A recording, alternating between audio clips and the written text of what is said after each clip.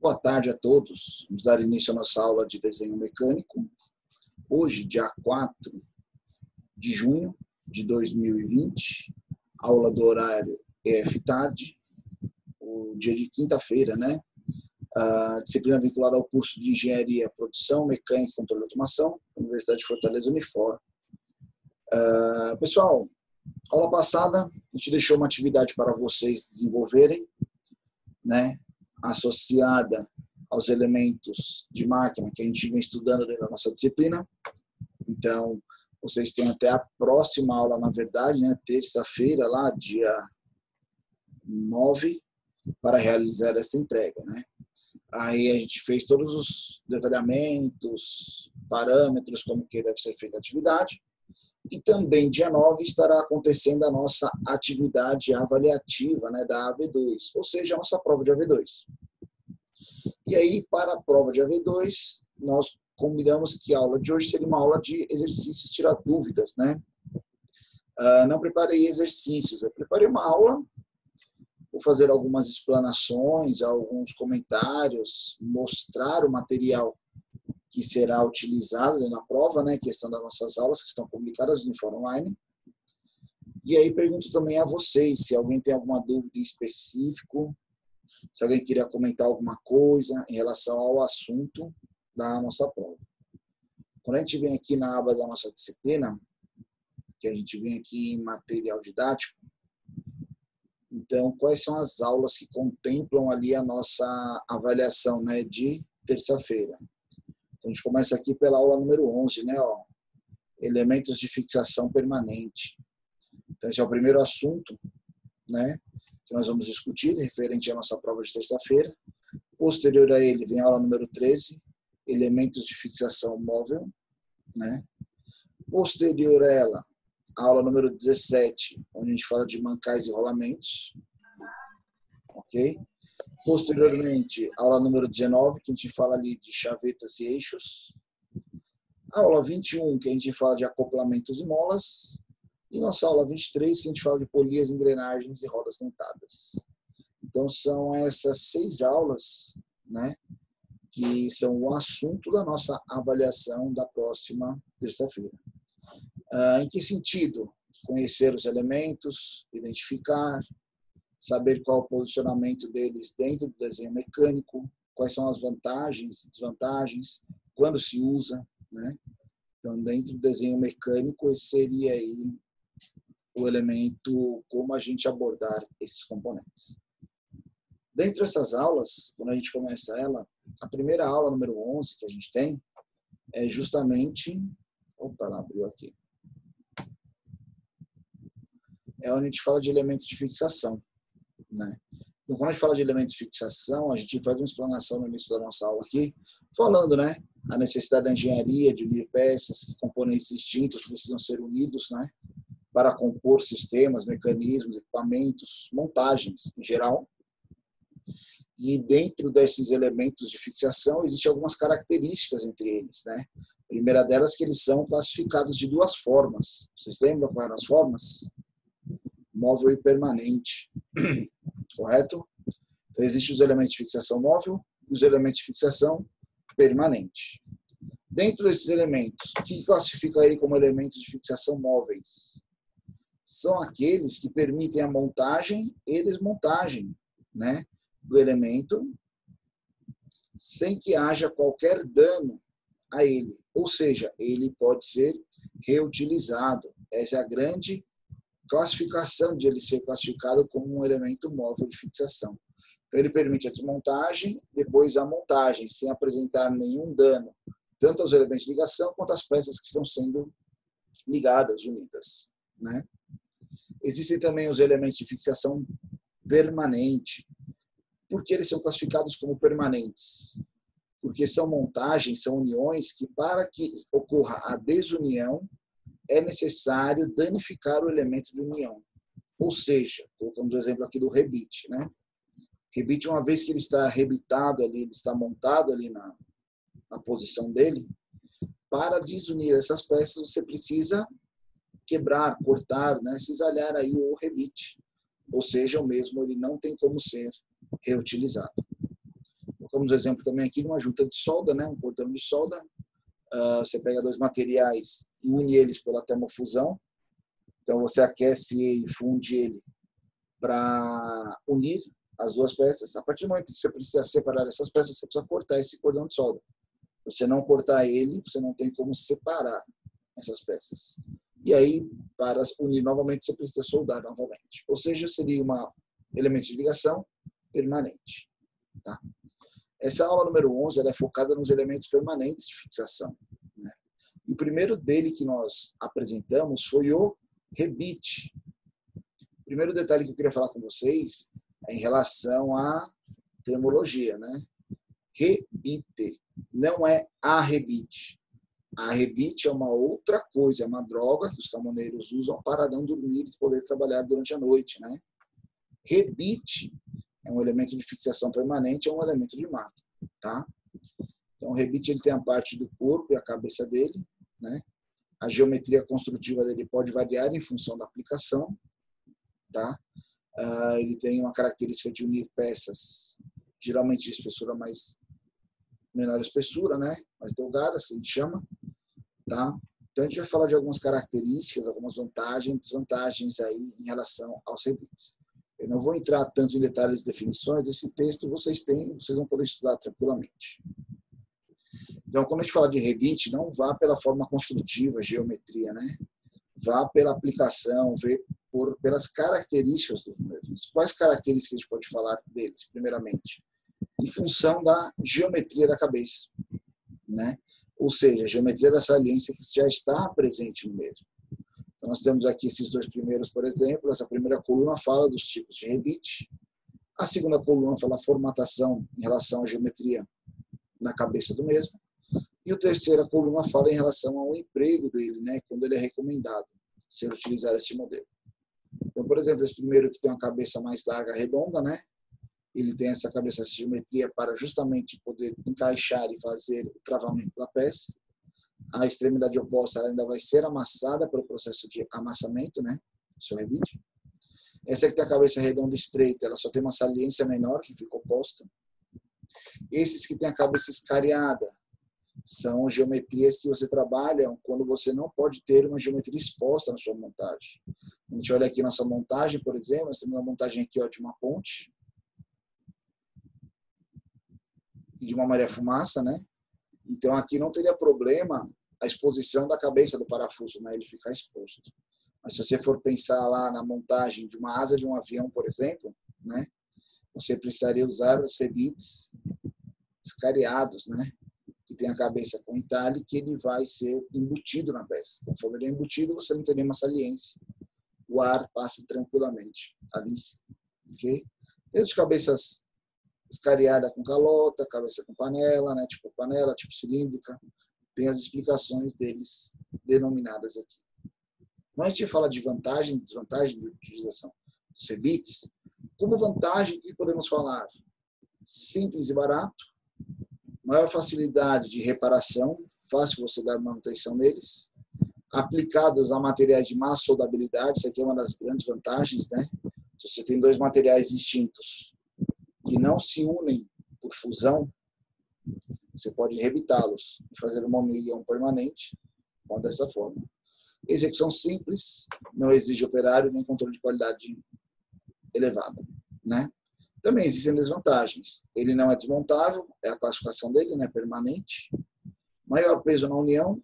Por que a gente fala de peso na união? Por a quantidade de rebites que a gente usa para fazer uma união.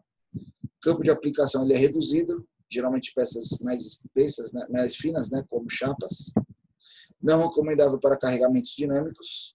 Seu rebite ele não tem proporção, não tem características de regeneração. Então, quando você amassa ele fica amassado. Se você coloca ele sob condição, por exemplo, de uma variação térmica, de uma dilatação, uma contração, ele vai acabar folgando a sua peça. Redução da resistência do material quando rebitado em função do número de furações, né? Devido à quantidade de furações que a gente tem aqui, muitas dessas peças elas podem sofrer alguns danos estruturais em relação à quantidade de furos. Mas isso é levado em consideração dentro dos cálculos de dimensionamento. Ok? Colocamos alguns vídeos aí falando sobre a montagem dos rebites. Falamos também em características, né, que o mesmo são feitos, são montados por amassamento, por explosão. Tecnicamente, o mais usual para a gente seria o rebite tradicional aqui, né, semi-tubular.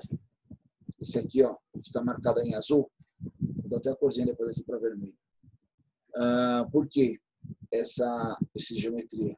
Que aqui ele caracteriza bem certinho a montagem, né? Você tem duas chapas distintas, você insere seu rebite ali, quando você fizer o amassamento, você faz o travamento e a fixação dos elementos. Tá?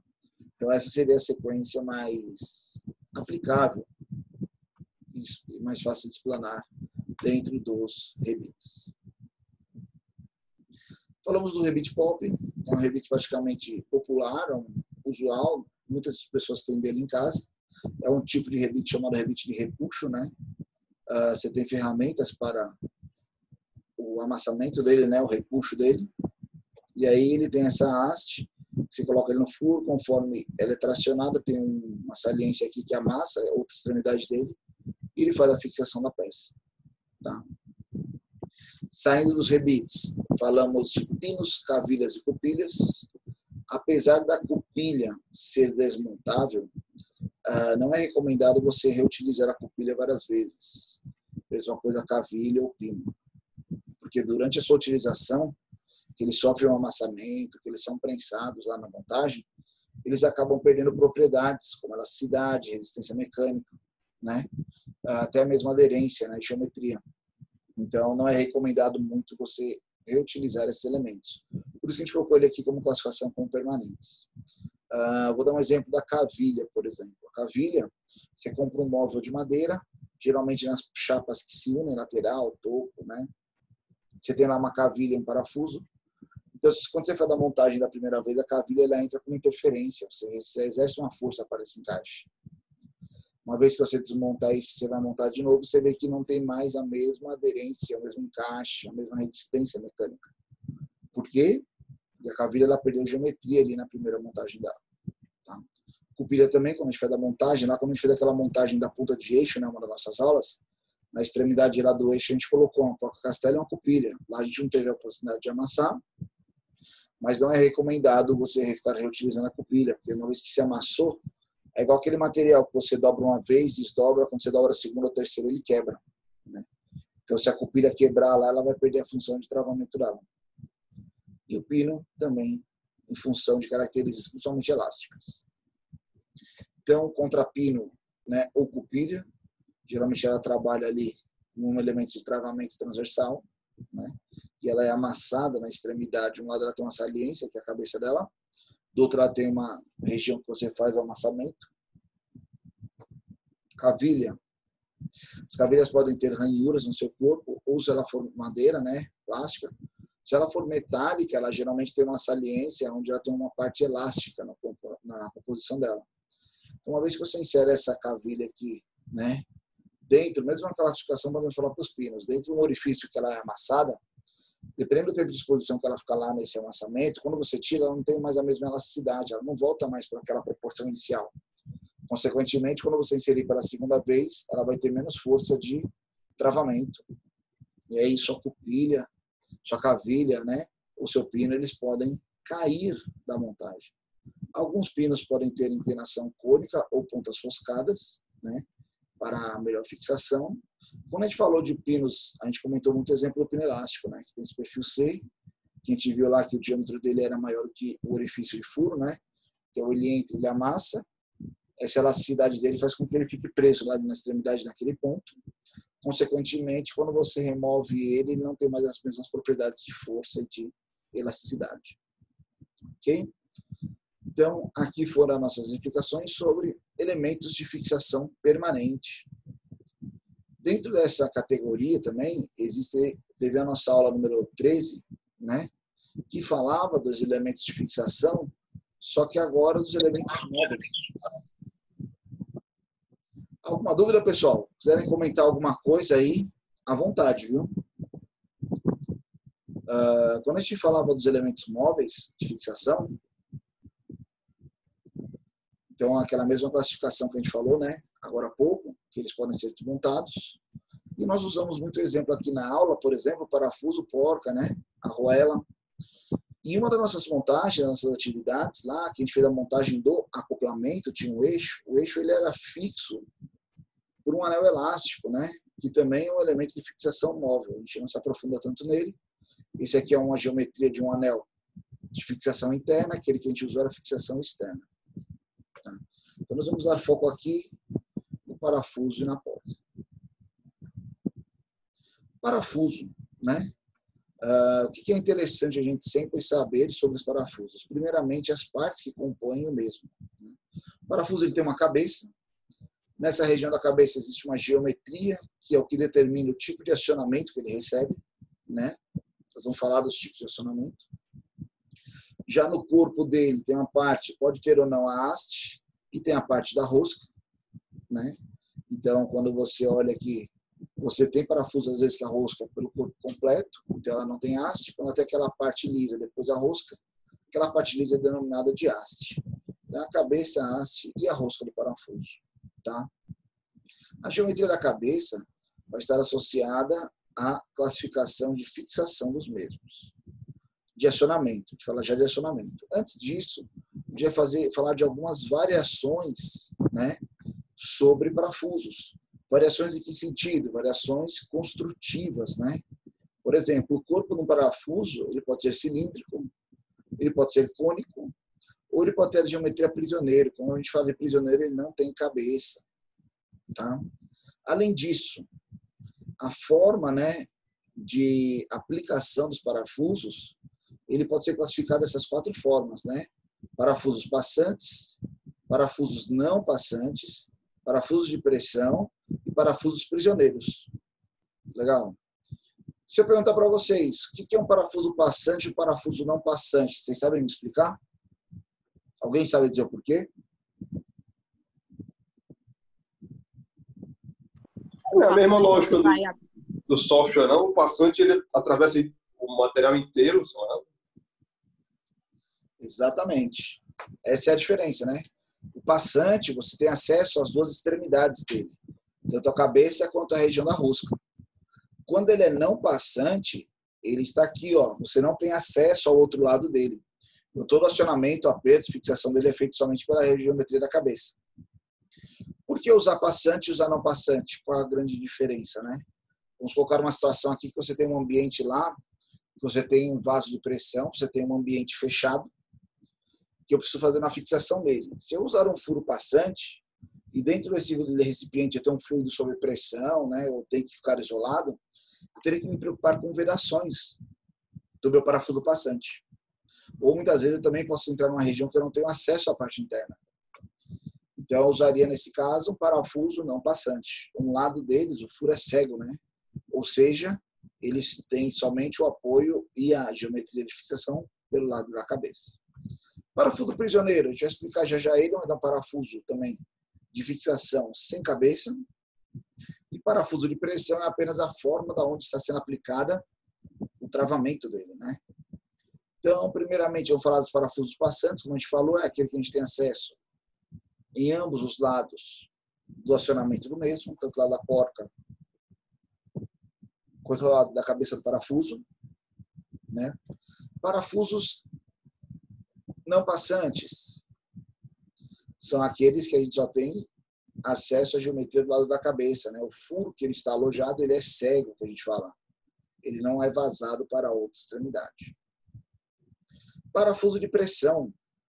A geometria que entra em contato para exercer a pressão, a força, a fixação, não é a cabeça do parafuso, e sim o fundo aqui da rosca, né?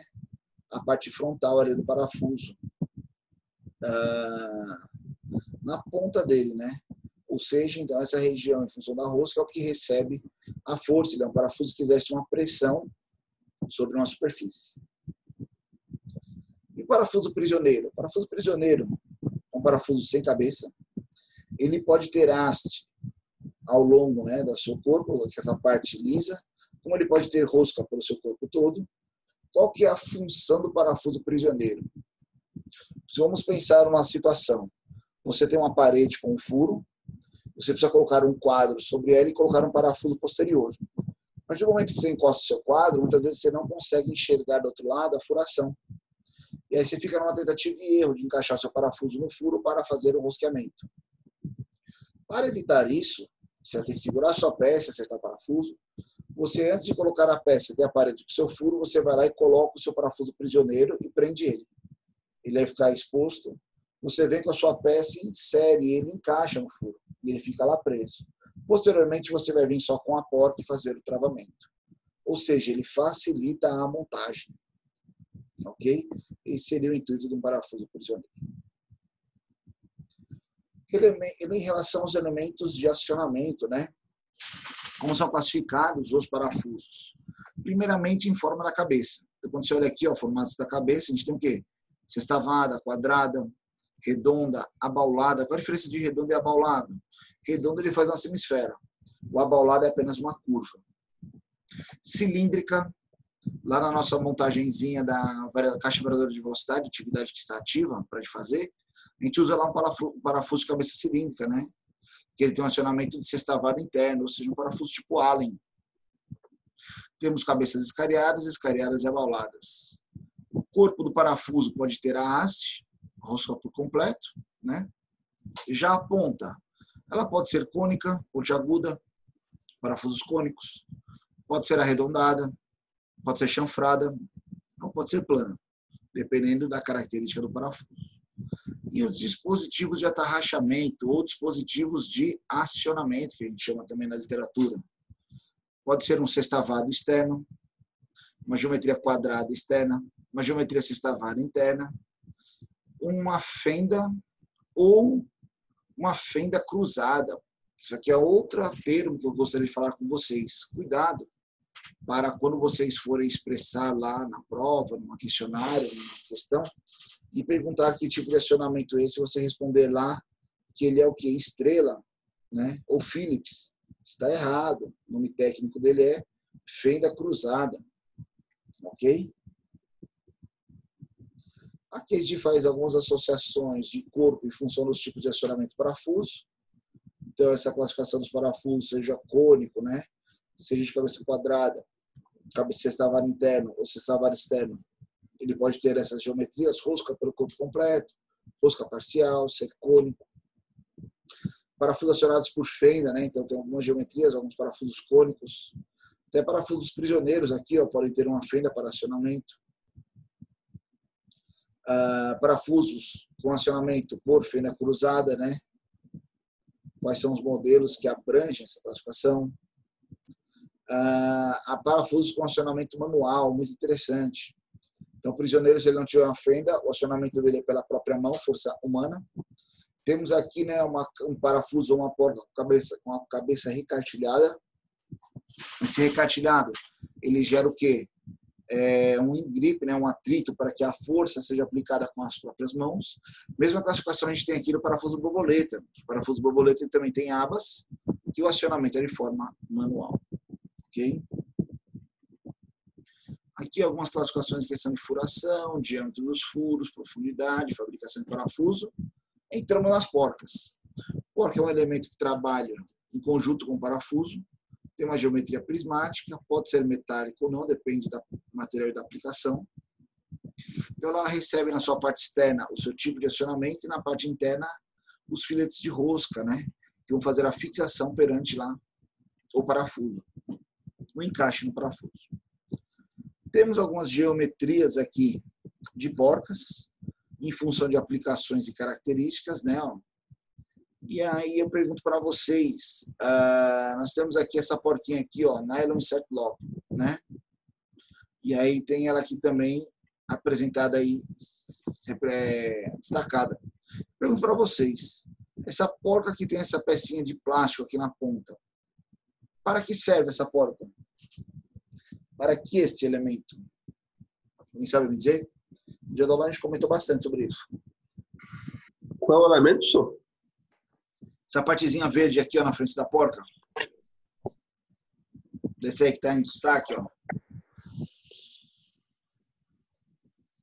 Isso aqui é um nylon que tem na porca para ela realizar o travamento. Isso aqui é uma porca autotravante. Então, essa aqui é uma região plástica que forma lá na porca. Conforme você insere na rosca no parafuso, ela se deforma e faz o travamento da mesma. Apesar de ser um componente móvel, não é recomendado reutilizar uma porca travante. Porque uma vez amassada essa parte, ela perde as propriedades dela, tá? E aí aqui também, ó, a gente tem aqui uma porca sextavada comum, né, de uma altura tradicional, e uma porca sextavada baixa. O que diferencia ela de ser baixa e uma altura dupla ou normal, além da altura? Por que teria uma porca baixa? Vocês lembram por quê?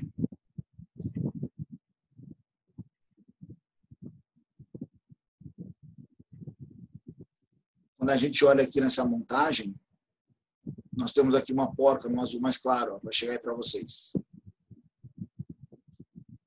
Está muito lenta a conexão. Travou aí, pessoal?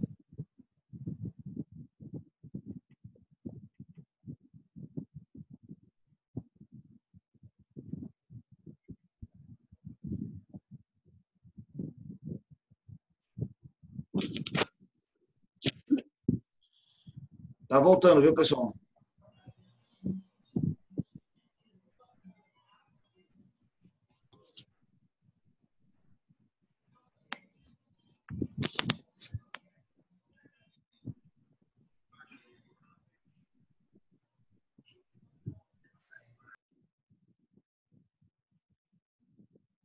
Estão todos aí vendo a tela? Tranquilo? Sim. Todo reiniciou aqui. O Zoom reiniciou aqui, não sei porquê. Estou minimizando umas coisinhas aqui para ver se facilita. Vamos lá. A gente perguntou então para vocês questão dessa porca aqui, ó, que tem uma geometria mais baixa, né? Por que uma porca com uma geometria mais baixa teria na montagem, por exemplo? Ela é conhecida como a contraporca, né? O intuito dela é trabalhar o travamento aqui, ó. Então, a resistência mecânica ela é feita através dessa porca de azul mais clara, né? Ó. E essa porca com azul mais escura é uma contraporca, ou seja, ela trabalha com travamento, para evitar que ocorra o afrouxamento, né? Solte a nossa montagem. Então, cada geometria, cada característica de uma porca tem uma aplicação, tem uma finalidade, tem uma funcionalidade. Tá?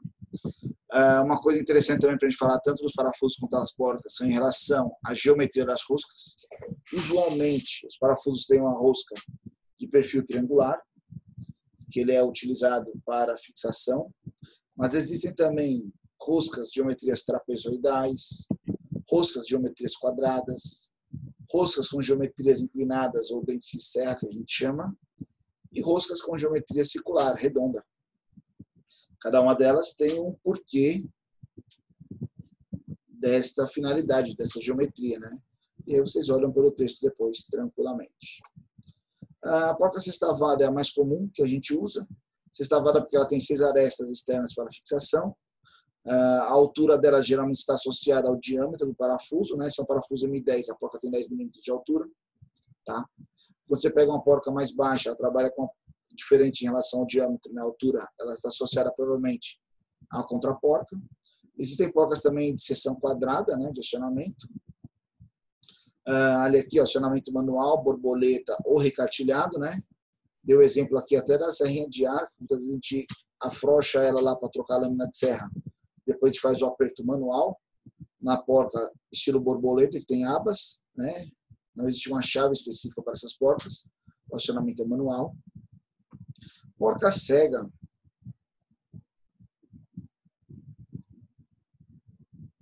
Para que serve uma porca cega? Alguém sabe me dizer?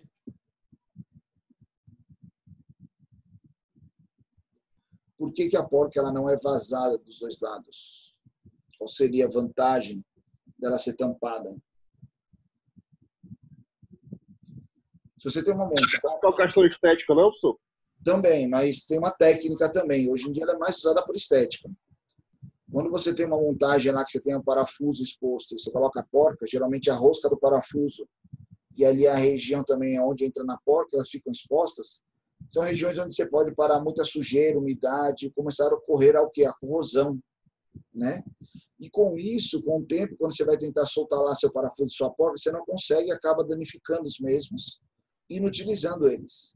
Então, para proteger essa parte da rosca, da parafuso que fica exposto, existe também a porca cega, que ela é vedada, ou seja, ela protege a região do parafuso exposta. Geralmente usada em banheiro, justamente é uma região de umidade mais elevada, alguns acabamentos, dependendo da aplicação, a gente até lubrifica a parte interna dela, para que fique lubrificado lá internamente no parafuso. Entendeu? Então, essa é a porca cega. Dependendo da porca, a geometria de acionamento dela pode ser por uma fenda, por um entalhe, né? Por furos laterais, furos radiais. Por exemplo, quando vocês fizerem disciplina de usinagem ou PP2, vocês vão ver que as máquinas operatrizes da Autor, na Fresa, elas usam esse tipo de porca, tá? Porque é mais fácil do tipo de acionamento. Existem também as porcas castelo, né? Ela tem ranhuras que fazem o trabalho em conjunto com a cupilha para um elemento de travamento, essas ranhuras, igual a gente mostrou lá na montagem da ponta de eixo, correto? Aqui é só denominações de porcas associadas a outras geometrias, não são porcas tão padronizadas, não são tão, digamos assim, padronizadas em elementos de máquina, mas sim são porcas que trabalham em elementos plásticos, muito automotiva, você vê muito esse tipo de porca. E aí vem outro elemento chamado arruela. Quando eu falo arruela, não é arruela, é arruela. Pessoal, quando que eu uso uma arruela na montagem?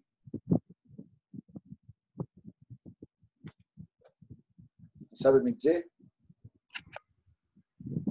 É tipo para travar o... a arruela é tipo um discozinho, é isso? Isso, essa parte amarela aqui, ó. A gente usa lá nas montagens.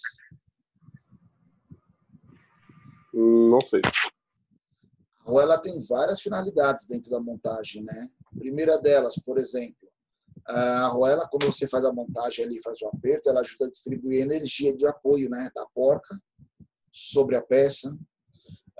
Se as faces de apoio, onde a porca vai apoiar aí da porca, não são paralelas, a arruela ela pode compensar esse não paralelismo e ajudar na fixação. Geralmente, quando você usa a arruela, porque eu uso a arruela só de um lado, eu não uso dos dois lados. Você deve usar a arruela do lado que você vai realizar o acionamento.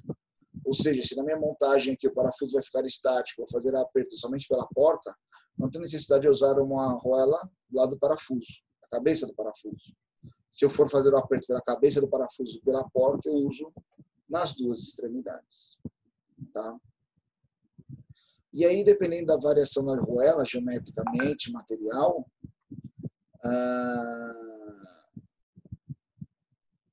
você consegue ver aqui aplicações, características dela, né? Por exemplo, a arruela lisa, é a mesma que a gente está usando na nossa montagem. Pela arruela lisa, ela serve lá como elemento de apoio, que você vai prender a sua peça. Já a arruela de pressão, ela tem esse pequeno entalhe nela. Esse entalhe traz o quê? Uma característica lá de apertar o elemento, ou seja, caso ocorra algum afrouxamento durante a utilização, né, e ele tende a soltar, essa energia elástica dela que fica ali armazenada não permite que ele afrouxe, né? Então, ela é uma arruela que exerce uma pressão o tempo todo sobre os elementos de fixação. Ela ajuda na fixação da porca e da arruela e do parafuso. A arruela deitada e a arruela serrilhada são muito semelhantes à aplicação delas. São entalhes, dentes ou serrilhados, que podem ser tanto externos quanto internos, em ambos os casos, que servem como, quando você faz o aperto, você amassa ela. Esse amassamento gera um entalhezinho tanto na porca quanto na peça a ser fixada, que para você soltar ela, você vai acabar danificando esses entalhes. Ou seja, você perde o travamento. Muito recomendada para algumas aplicações, mas é utilizada apenas uma vez. Não pode ser reutilizada esse tipo de arruela, porque uma vez amassada, ela perde as propriedades dela. A arruela ondulada é a mesma característica da arruela serrilhada dentada, só que lá, pela geometria, ela faz um entalhe na superfície. Para você não danificar a sua superfície, você usaria uma ondulada, que ela faz a mesma pressão, igual a rala de pressão, pela elasticidade dela, e ela preserva a superfície ali para não ser riscada ou danificada. A arruela com abas, ou arruela com orelha, é um tipo de travamento que a gente usa. Então, quando a gente faz o aperto, tem uma região da arruela que a gente amassa em relação à porca ou à cabeça do parafuso, e outro que a gente amassa em relação ao corpo do elemento. Não adianta eu amassar somente no parafuso, porque senão, quando afrouxar, ela afrouxa a rola junto com a porca ou junto com o parafuso. Então, ela tem que ser amassada em 2 pontos distintos. E aqui foi só uma curiosidade sobre os elementos de fixação.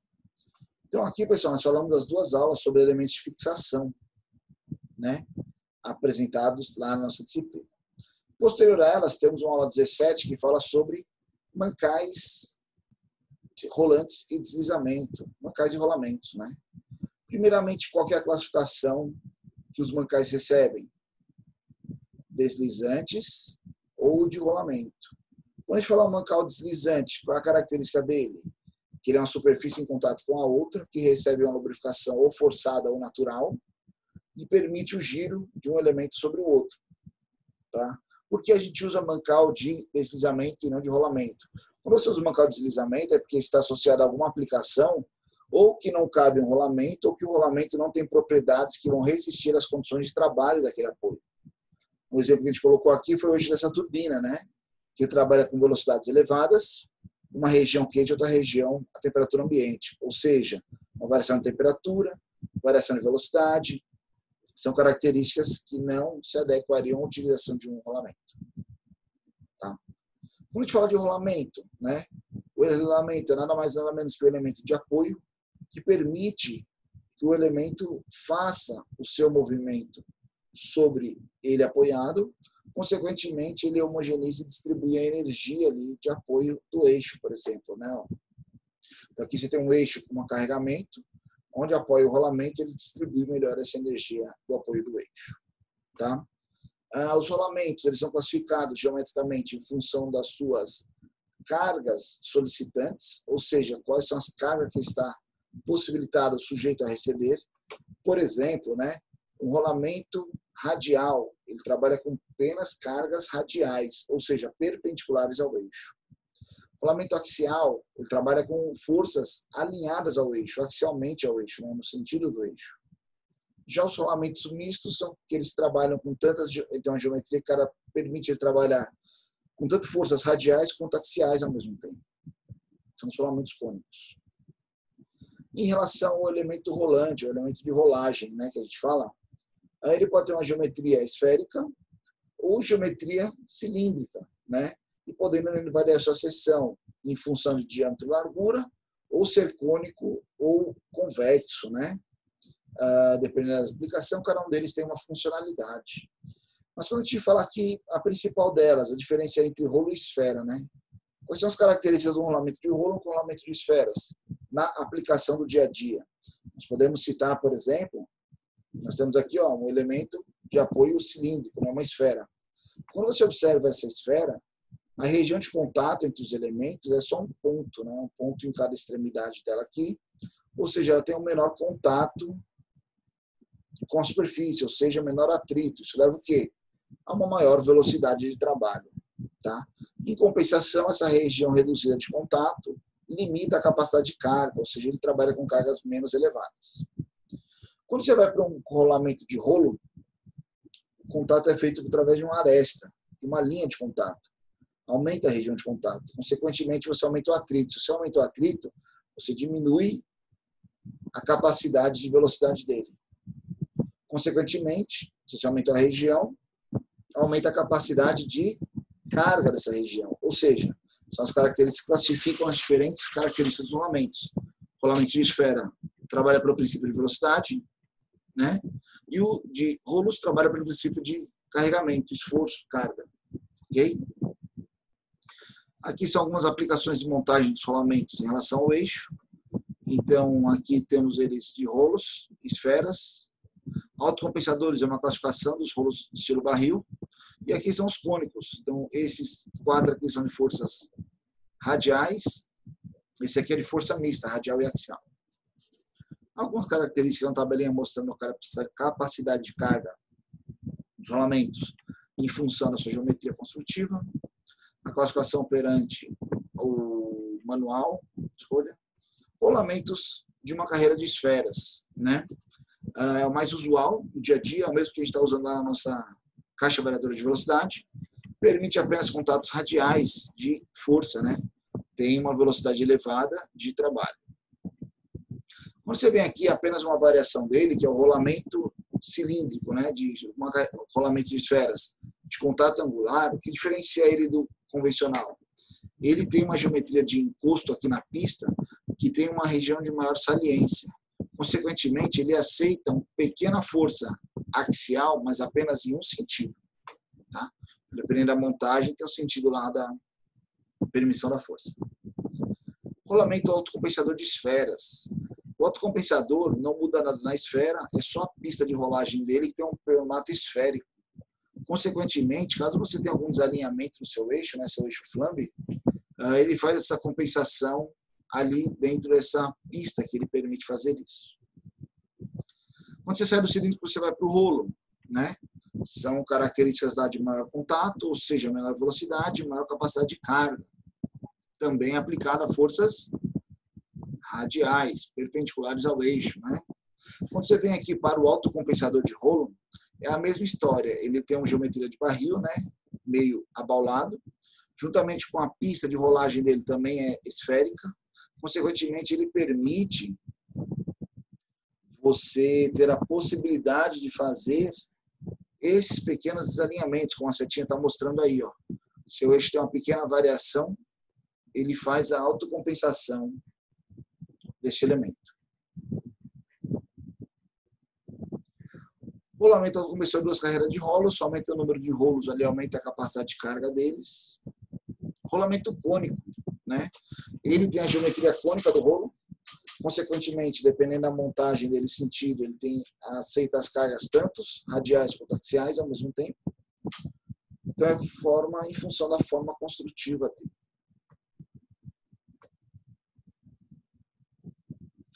Rolamento axial de esferas muda totalmente a forma construtiva dele, né?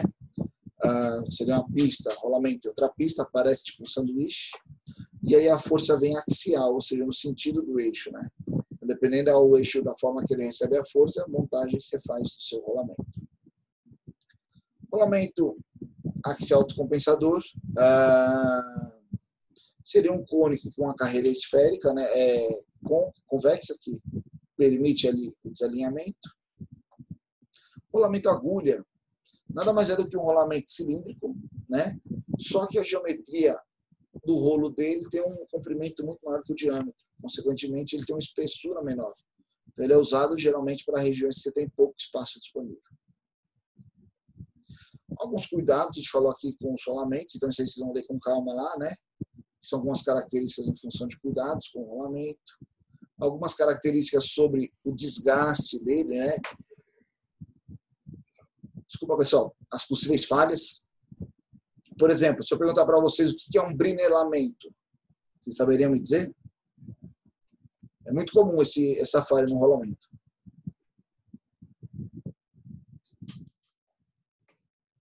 Brinelamento é quando você coloca um carregamento no seu rolamento, ele está parado. E esse carregamento excede a capacidade de carga dele, ele amassa. Ou uma esfera, ou a pista.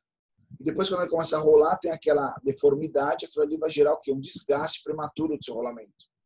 Ou seja, ele pode aquecer, ele pode vibrar, pode provocar ruído, tem várias consequências. E perguntar o que é uma giovagem, né? Um sulcamento. Então, vocês vão olhar com calma aí essas definições, tá? Para o dia da atividade. Aqui são algumas formas construtivas dos rolamentos, características, né? Curiosidades. Colocamos aqui lá, a gente falou de um manualzinho de especificação do rolamento, alguns vídeos de montagem deles. Tá? Então aqui a gente falou dos mancais de rolamentos na aula 17. Posterior a ela vem o quê? A nossa aula 19, né?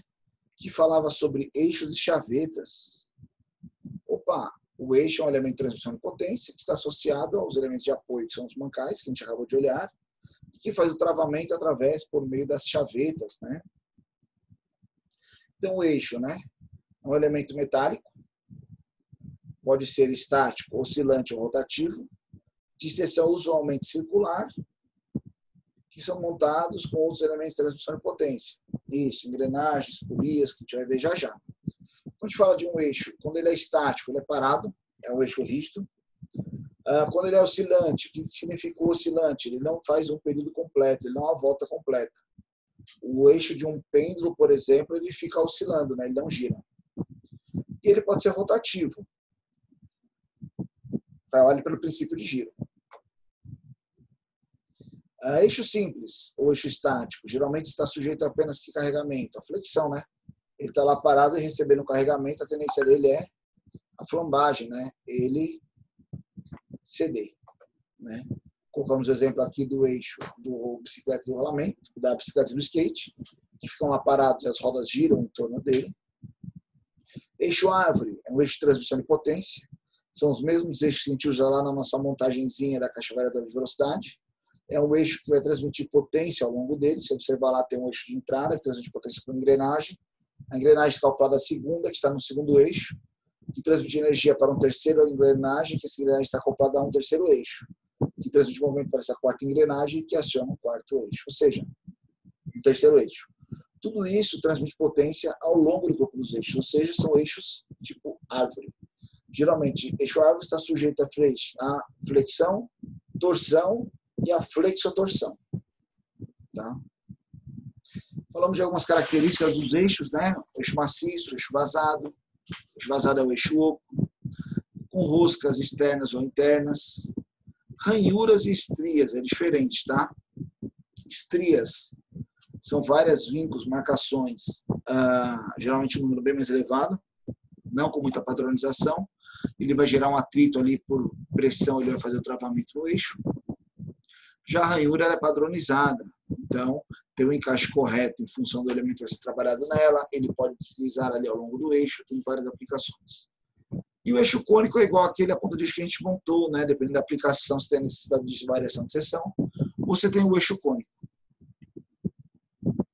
Algumas características de montagem dos eixos. Interessante aqui, ó. Partes componentes do eixo, quando a gente olha aqui, né? O que era o assento? A gente falou muito de assento lá quando fez a montagem. É a região onde vai apoiar a engrenagem, a polia, a região de encaixe. Geralmente é uma região que tem uma maior precisão dimensional e fabricação do componente, né? Temos essa parte mais alta aqui, é o ressalto, né? O encosto. Aqui na transição aqui, ó, do encosto para o eixo, tem um raio de arredondamento. Qual a função desse raio de arredondamento? Libera as tensões, né? Diminuir ali a concentração de tensão no canto vivo, se fosse. E a ponta do eixo tem um chanfro, né? Uma superfície inclinada. Por quê? Facilita a montagem dos componentes no próprio eixo. Ok?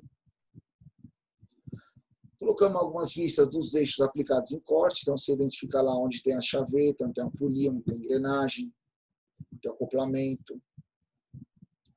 Embreagem aqui, ó, né? A energia, então, ela vem de uma polia, transmite ao longo do eixo até essa engrenagem. Esse sistema aqui é uma... Acabei de esquecer o nome dela. Embreagem, né? Aí, a hora que ele faz esse contato ali, ele transmite potência. As ranhuras permitem que ele acople ou desacople. É um tipo de acoplamento que a gente vai falar já deles. Aqui são outras características. Associar aos eixos, nós temos quem? As chavetas, né? Quando a gente fala de chaveta, chaveta é um elemento físico mecânico que faz o travamento, né, do eixo com o elemento que vai estar apoiado sobre ele. Ou seja, ele faz o travamento a fim de transmitir a energia, transmitir o movimento, transmitir a potência.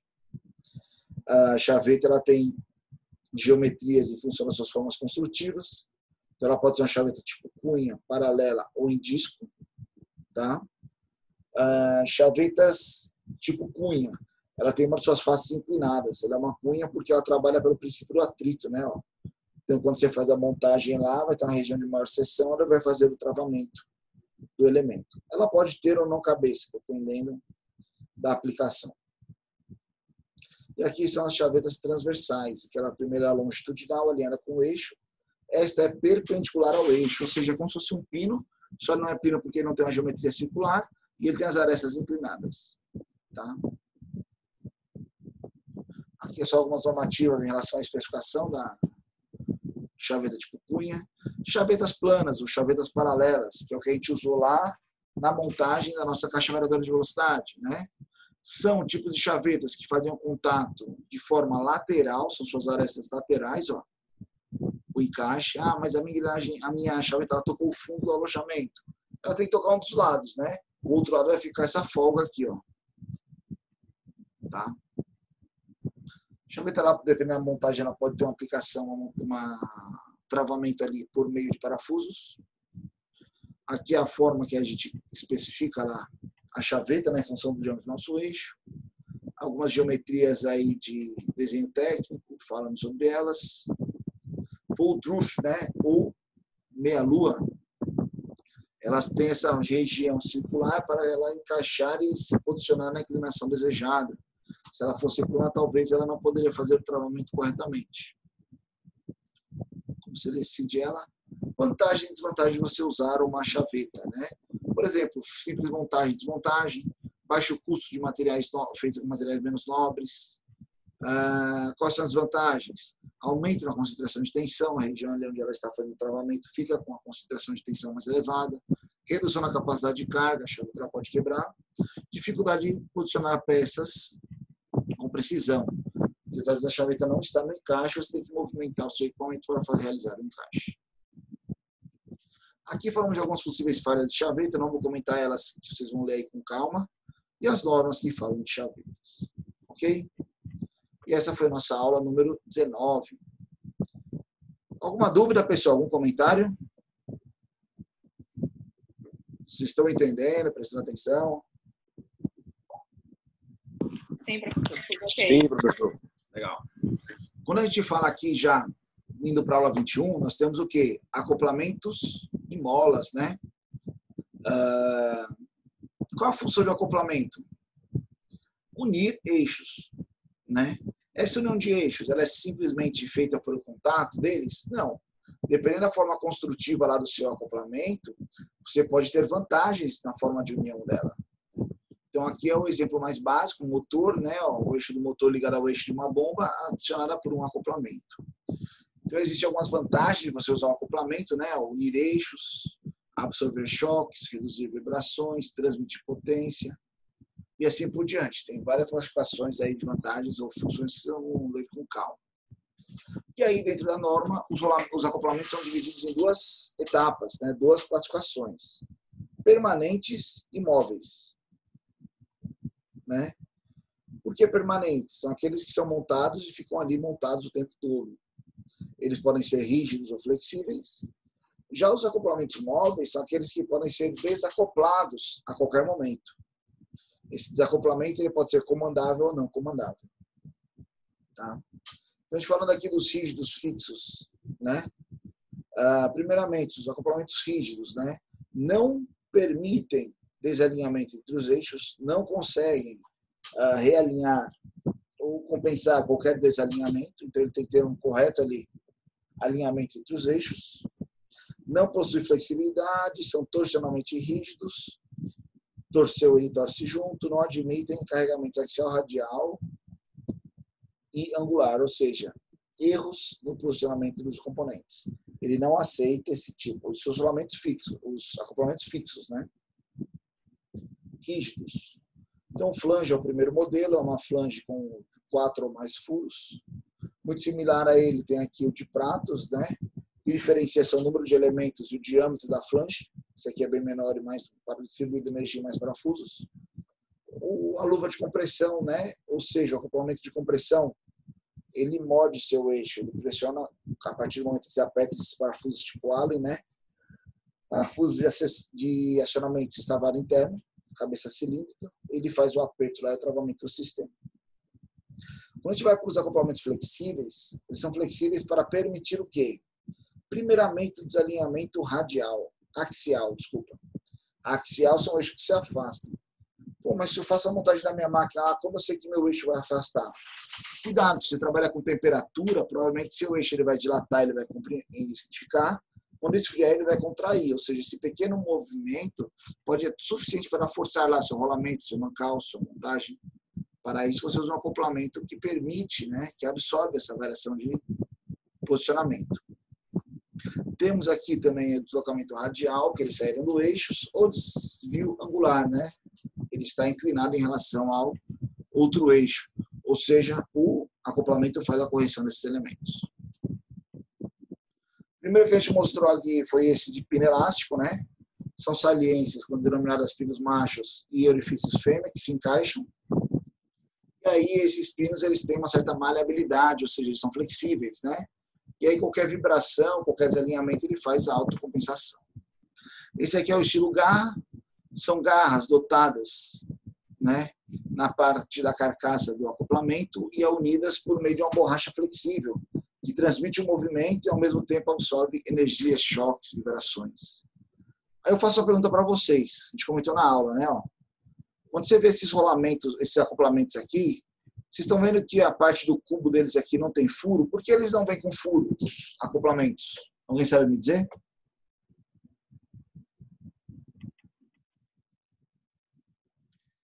Porque ele vai ser... Repete a pergunta, professor, por favor. Porque os acoplamentos vêm maciço, eles não têm o furo guia, não tem furo no centro, já que ele vai encaixar no eixo. Nem ideia. Tem que lembrar da aula, pessoal. Porque quando você pega um acoplamento desse, você vai fazer uma adaptação para o seu projeto, para a sua montagem. Então, você vai usiná-lo, você vai abrir o furo aqui no diâmetro do seu eixo. Então, em vez de ele vir com tamanhos padronizados, lá, você tem que escolher ou ter uma gama de inúmeros tipos de acoplamento para diversos tipos de eixo, você vem com um furo guia, um pequeno furo, tá, de centro, e aí você vai reabrir esse furo no diâmetro do eixo que você vai acoplar a ele. Tá? Então é para você adaptar o seu acoplamento ao seu eixo. Nessa montagenzinha aqui, por exemplo, que a gente mostrou aqui, o diâmetro do eixo do motor pode ser diferente do eixo da bomba. Muito próximos, mas diferentes. Ou seja, quando ele vem aqui fechado, você usina ele para chegar lá no diâmetro desejado. Ok? Aqui é o Perflex ou pneu, é o mais flexível que existe, em compensação também é o mais caro. Então, ele tem esse elemento de ligação entre os lados por meio dessa borracha flexível, né? Que absorve vibração, ruído, várias características. Fita de aço, a gente mostrou ele também, permite uma certa flexibilidade radial, axial e angular. A gente mostrou até esse vídeo aqui dele sendo montado, né? Tem a gaiola aqui de lâminas, né? Que faz a união e permite a flexibilidade. Temos outros modelos, né, permanentes, não flexíveis, mas não elásticos, Old RAM e a junta universal, por exemplo. A Old RAM, essa pecinha escura aqui no centro, né, ela se move, se posiciona em função do desalinhamento, ela é flexível também. A junta universal ou cardan é aquele eixo, né, que tem uma junta universal que se movimenta e permite a angulação de sistemas. É aquele eixo que a gente vê embaixo de um caminhão lá, quando a gente passa do lado dele. E aí tem, agora, esses são os permanentes. Existem uns móveis, que são aqueles comandáveis e não comandáveis. Os acoplamentos móveis são que realizam algum tipo de movimento, né, dentro da montagem. Como assim? Temos o primeiro exemplo, a embreagem. A embreagem, além de acoplar um eixo ao outro, ela permite desunião em qualquer momento. Basta você ter um estímulo, um acionamento, ou seja, ela é comandável, né? Então, a embreagem do carro. Quando você pisa lá no pedal, você está dando um comando para ela desacoplar da caixa do motor. A embreagem pode ser de forma dia a dia, né, automotiva, já as maiores são para aplicações industriais. A embreagem ela pode ser plana, né, ou cônica, dependendo da transmissão de potência que você precisa fazer. Aqui você aumenta a região de contato, aumenta o atrito. Embreagem centrífuga, muito interessante. São aquelas motos, né, Honda Bis, Pop, que a gente andava antigamente, ou ainda anda, que você não tem má embreagem. Basta engatar a marcha e acelerar, e ela anda. O que acontece dentro dela? Quando você acelera, você aumenta a rotação do motor, consequentemente, seu eixo aumenta a rotação. Quando ele aumenta a rotação aqui dentro, existem pesos, massas, que a gente chama, que tendem a sair, se afastar do centro. Quando se afasta do centro, ele empurra as sapatas contra o tambor, né? E aí, consequentemente, gera o atrito e transmite movimento. Então, por isso que quando você desacelera, ela para, né, de evoluir, ou até mesmo desacopla a engrenagem, né? Você consegue trocar a marcha, porque ela está desacoplada. Isso aqui é como se fosse a embreagem unidirecional, a gente chama de diodo mecânico. É o princípio da catraca da bicicleta, né? Ela permite o giro num sentido, no sentido contrário ela trava. Então, tem várias formas construtivas e aplicações desse conjunto. Embreagem eletromagnética é o botãozinho AC lá do painel do seu carro, né, que liga o ar-condicionado. Então, quando você aperta lá aquele botãozinho que é assim, uma luzinha laranja, existe uma bobina elétrica aqui que vai passar uma corrente elétrica, carrega para a mão direita, né, sentido da corrente tem uma força perpendicular a ela, e essa força aí vai exercer o que? O acoplamento ou desacoplamento lá da embreagem, se transmite ou não movimento. Acionamento comandável de forma elétrica. Falamos lá da embreagem sem contato, né, eletromagnética. Conversor de torque ou embreagem hidráulica, né? Nada mais é que um rotor, um elemento estático, outro móvel, e no meio deles tem um estator que gira e transmite movimento a um fluido, esse fluido propulsiona um e propulsiona o outro, né? Recebe energia de um e propulsiona o outro, a energia é transmitida por meio do fluido.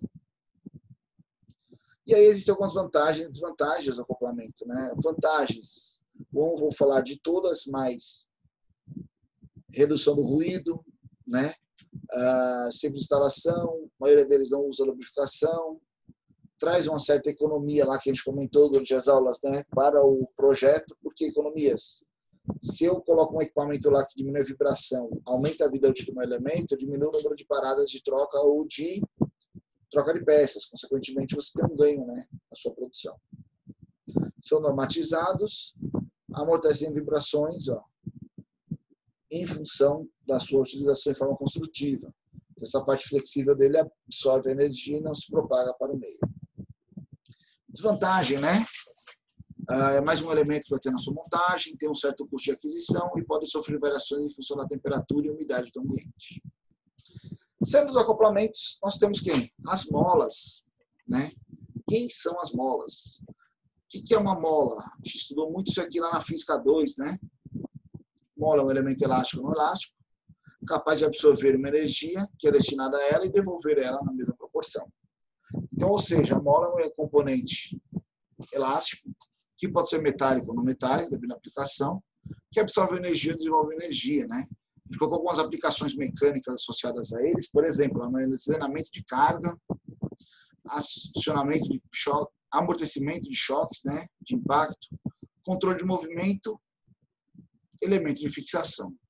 Então, ou seja, a mola ela pode ter várias funções, né, como fixação, controle de movimento, absorção de energia, né, e acumular energia, muito interessante. Não lembro se antigamente vocês tinham aquele carrinho de fricção que a gente girava, ele armazenava energia numa mola, quando se soltava ele andava bastante, ou seja, ele armazenava energia dentro de uma mola. As molas elas podem ser compostas de aço, borracha ou algum material polimérico, né? Por exemplo, aqui o plastiprene, né? Que é um deles. Cada um tem suas características, vantagens e desvantagens. Está no texto, lá vocês vão olhar com calma. E a normativa fala de geometria de molas, né? Não é pela forma geométrica dela, sim pela função de aplicação dela. Elas são classificadas de forma lâminas ou barras, né? Que a gente vai chamar lá elas simples ou feixe de mola, por exemplo, helicoidais, cilíndricas ou cônicas, a gente vai ver o porquê da conicidade, as de espiras e as de anéis, podem ser planas ou as Belleville, né, que são inclinadas. Mola plana é um feixe de mola, grande amplitude, grande capacidade de carga, pode ser unitária ou com um conjunto de molas. O conjunto seria um monte de lâminas junto, né? Molas helicoidais de compressão, elas têm os elos afastados, conforme você comprime e aproxima os elos, ela exerce o papel dela. Geralmente esses elos não necessariamente eles são só cilíndricos, eles podem ser quadrados, retangulares, dependendo da aplicação. Então aqui tem algumas formas construtivas das molas. Isso é a mola de tração. Qual a diferença da compressão e da tração? A mola de tração, os elos estão juntos, eles se afastam e voltam a se aproximar novamente. Coloquei o exemplo aí do gancho da rede, né? Ó, que a gente tem ali aquela mola de rede, que alguns de vocês devem conhecer. Ou seja, quando você senta na rede, você traciona a mola, quando você sai, ela contrai novamente, de tração. Existem também as molas de torção, né? Ou seja, elas absorvem energia em função do giro sobre elas. Colocamos o exemplo de um pregador aqui. Falamos de algumas seções de molas. Molas de espira, justamente as molas de relógio, molas de brinquedos. Conforme você gira essa espira, ela armazena energia. Quando você solta, ela expande. Vocês já devem ter desmontado quando criança algum brinquedo que tinha uma fita metálica dentro dele, que se embolava toda, e aí seu parente virava e falava que você nunca mais ia montar. Na verdade, você não ia porque você não conhecia o tipo de mola. Mas hoje em dia você consegue resolver isso. A mola tipo espiras. Molas, anéis ou pratos são essas molas chatas, né? Geralmente de pequeno curso e grande força. Podem ser montadas sozinhas, em série ou intercaladas, né? Consequentemente disso, você pega e aumenta a amplitude, né? Ou aumenta a capacidade de carga delas. Tem alguém testando aí as marcações?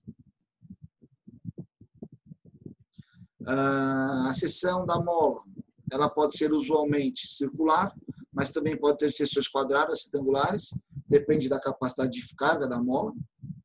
Ok? Existem várias geometrias construtivas das molas, muito interessantes aqui. Vou perguntar já para vocês. Tem alguns desenhos técnicos aqui com dimensionamentos. E pergunto para vocês, o que diferencia uma mola dela ser cilíndrica, barril, ampulheta ou cônica, além da geometria? Por que essa geometria das molas? Alguém sabe me dizer?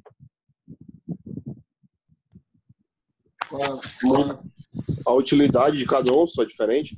Por que elas têm essas geometrias diferentes? Por que elas precisariam disso? De acordo com o objeto que elas suportam ali, não sei. Quando você pega uma mola cilíndrica, os elos estão alinhados. O que determina o curso dela é um elo bater no outro. Então, quando você tem ela cilíndrica, os elos alinhados, o curso dela é limitado pela sobreposição dos elos.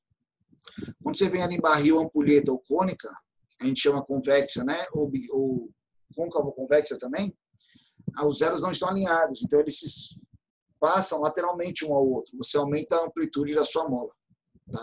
Essas são as finalidades das geometrias das molas. Algumas forças aplicadas em relação ao deslocamento, características de aplicações. E aqui a fabricação, eu vou te colocar lá o Passat no final, como exemplo, o primeiro carro nacional com molas helicoidais. Saindo de molas e acoplamentos, vamos para a última aula, aula número 23, que a gente falava do quê? Elementos de transmissão de potência, ou seja, polias, engrenagens e rodas dentadas. Uma característica muito interessante desses elementos, que é muito importante ressaltar, são elementos que não trabalham sozinhos. Como assim? Uma polia ela não trabalha sozinha. Ela trabalha em conjunto com outra polia e um elemento flexível, que são as correias, que fazem a união entre elas. A gente vem aqui para as engrenagens. Polias, engrenagens. As engrenagens trabalham sempre em conjunto com pelo menos outra engrenagem. Nossa caixinha variadora de velocidade lá montada, né?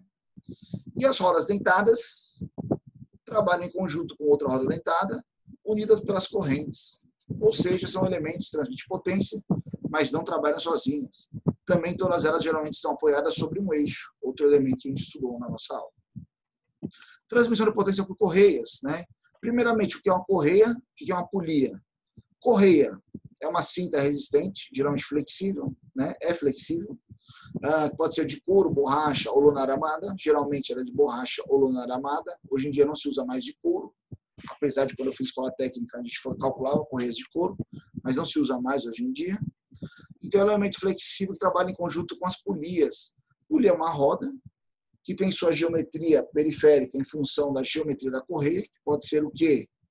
Lisa, dentada ou sulcada, e transmite movimento, geralmente está ligada a um eixo. Né? Então, qual que é o conjunto aqui, né? O polia e correia? Podem ser classificados em função da geometria das correias. Por exemplo, correias planas. Tem uma seção plana que transmite movimento entre polias planas, né? Que tem sua periferia plana. Tá? Não é que a polia é chata plana. É um elemento cilíndrico, só que sua periferia ela tem a geometria plana. As correias planas também podem ser usadas para transporte. Né? Ou seja, você apoiar o material sobre ela, ela transporta o material ao longo do seu caminho necessário. Também é um tipo de correia, uma outra forma de aplicação das correias, tá? E aí você tem também aqui correias transportadoras, são exemplos que a gente colocou. Modelo cilíndrico, correia cilíndrica, né? Quando você pega uma correia cilíndrica, ela tem um perfil circular, não é usual para transmissão de potência, de movimento, geralmente movimentos, velocidades mais elevadas. Então, a gente colocou até um exemplo aqui de um antigo HD, né? Trabalhando com velocidades mais elevadas. Correias tipo V, ela tem uma geometria inclinada, tipo V, é o mais usual que tem na indústria, né? Podem trabalhar simples, sozinhas, duplas, triplas ou N números, como a gente mostrou. Geralmente, a tipo V ela é de contato apenas interno, ou seja, as polias trabalham internamente a ela. A V-Rex, o que muda? Ela tem só geometria V dos dois lados. Ela pega tanto internamente nas polias como externamente nas polias, né? Então, por isso que ela tem o V dos dois lados. A polychain ou múltiplas V, né, que a gente chama, são várias correias V unidas por uma camada superior, uma cinta superior, que aumenta a resistência, aumenta a capacidade de tração e protegem mais as correias. Então, tem aplicações para a indústria de maior robustez, né, aplicações industriais mais pesadas, mais robustas. Aqui é um equipamento aplicado, uma correia aí que tem 10 correias em paralelo, né? Falamos lá das correias variadoras de velocidade, o CVT, né? Que trabalham em conjunto com as polias variadoras de diâmetro, consequentemente a variação da velocidade da transmissão, né? Falamos lá das correias sincronizadas, diferente das anteriores, trabalha pelo princípio de atrito. Essa aqui ela trabalha sincronizada, ou seja, existem dentes nas polias, tá? E dentes nas correias, que esses dentes se encaixam e assim você não perde o sincronismo entre as polias. A anterior, como era atrito, você tinha algum momento que poderia ocorrer o deslize de alguma e elas perderem o sincronismo, tá? Aqui não, elas já são sincronizadas. Algumas vantagens da utilização das correias, vocês vão ler com calma isso aí, né? Falam diversas características delas, como, por exemplo, a gente colocou até uma imagem aqui, acionar eixos simultaneamente, né? Então, são vários acionamentos simultâneos numa mesma polia. Temos, exemplo, esse trator aqui, né? Com um único motor aciona diversas polias aí. Existem desvantagens também, né? O atrito, o escorregamento, alongamento por poeira, tempo, umidade, né? Aqui são algumas formas construtivas das correias, em função dos eixos de acionamento, né? Eixos paralelos, perpendiculares, correias que se cruzam. Polia tensionadora, é uma terceira polia que se usa para esticar a correia, né? Eixos perpendiculares que se cruzam. Vamos até o exemplo do motor aí Boxer da Chevrolet, né? Que não chegou ao Brasil. Polias escalonadas ou polias de contato interno ou externo. Então, dependendo aí da classificação, tem uma aplicação melhor para a sua usabilidade. Saindo das correias, entramos nas correntes, né? A corrente tem uma forma construtiva similar à das correias, em compensação ela é toda metálica, ou não, mas é contato físico, então, ou seja, são elos que se ligam a dentes padronizados e transmitem movimento. Não ocorre o deslizamento, o dessincronizamento de transmissão. É a corrente da bicicleta. Falamos de várias características, ou seja, então existe um padrão de engrenamento, né, de medidas a serem seguidos, tanto da coroa, da roda dentada quanto da corrente. Falamos de algumas proporções, algumas características que têm sido levadas em consideração, como afrouxamento, esticamento da corrente, folgas, né? As correntes elas podem ser simples, duplas ou triplas, dependendo da transmissão que você vai utilizar, da capacidade, da potência que você vai transmitir, na verdade. Podem ter elos metálicos ou não metálicos, dependendo da aplicação. Esses elos podem ter passos distintos ou até mesmo abas, né? E outros acessórios.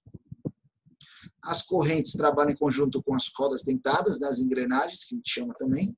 Se a corrente é simples, ela tem uma carreira simples, duplas, 2 carreiras de engrenagem, tripla, 3 carreiras de engrenagens, e assim sucessivamente. A forma construtiva de uma corrente é muito interessante também, né? Então, vocês vão ver com calma lá o que é o pino, o que é o rolo, a bucha, as placas internas e externas. Vocês vão ver quais são as finalidades e funções de cada uma delas, né? Dentro da montagem. Aqui é apenas uma curiosidade, tipo do half link e full link, né? é em função dos elos de ligação, geometrias, e quando você faz o encaixe e desmontagem delas. E aí, por último, a gente vai falar sobre engrenagens, né? O que é uma engrenagem? Justamente a gente está usando lá na nossa caixa variadora de velocidade.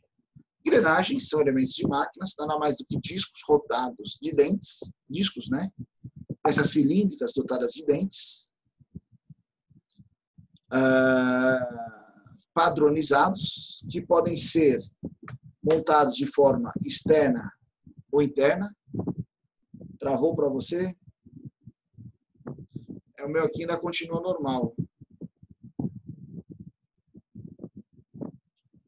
Travou aí para a Thalita. O dela voltou. A Thalita até desconectou aqui já da sala. Então vamos lá. São dentes externos que fazem engrenamento de uma com a outra, né? E transmitem movimento. Quando você faz essa transmissão de movimento, os dentes eles são padronizados. Então eles podem ser dentes retos, né? Ou seja, alinhados com o eixo. Dentes helicoidais, que existe uma inclinação em relação aos eixos, né? As engrenagens podem trabalhar também eixos perpendiculares, eixos que se cruzam, que são as engrenagens cônicas.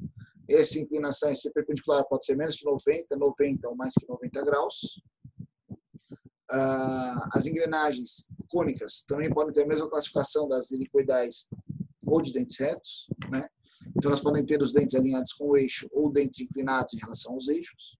O que diferencia o engrenamento reto com o helicoidal? Por que essa desvantagem, né? Por que essa diferença entre eles?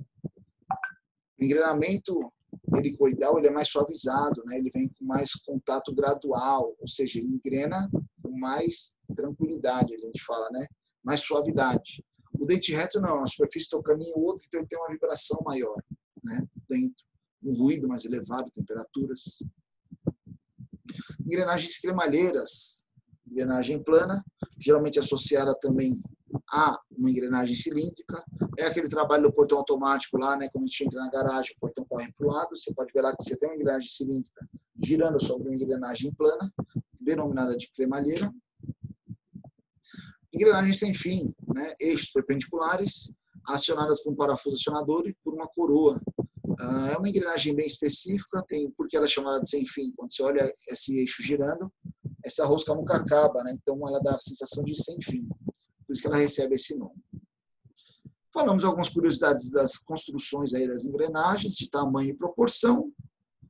E essa era a última aula referente ao assunto da nossa prova. Ou seja, aula 11 aqui, né? Ó, elementos de fixação permanentes. Aula 3, elementos de fixação móvel. Né? Aula 17, mancais e rolamentos. Aula 19, a gente falou de eixos, né, e chavetas. Aula 21, molas e acoplamentos. E a nossa aula 23, polias, engrenagens e rodas dentadas. Pessoal, sobre hoje, alguma dúvida?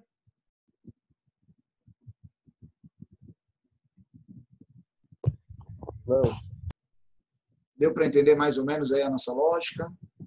Então, nós vamos trabalhar esses elementos associados ao desenho mecânico, né? Então, a identificação dos mesmos, classificações dos mesmos, algumas perguntas de vantagens e desvantagens aí dentro do conjunto de montagem do desenho técnico mecânico, ok? Pessoal, qualquer dúvida, estou à disposição. Existem os nossos meios de comunicação, né, que a gente sempre fala, que é o nosso grupo do WhatsApp lá, ou no ferramenta do Informa Online via Torpedo, ok? Qualquer dúvida, estou à disposição. Usem o tempo com eficiência, bom fim de semana. Não esqueçam da atividade da caixa variadora de velocidade, que a gente precisa fazer lá a entrega dela também, na terça-feira, dia 9, né? Juntamente com a nossa prova avaliativa online no horário da aula, ok? Pessoal, agradeço a atenção de todos. Bom fim de semana, bons estudos. Qualquer dúvida, estou à disposição. Forte abraço, até terça. Até mais.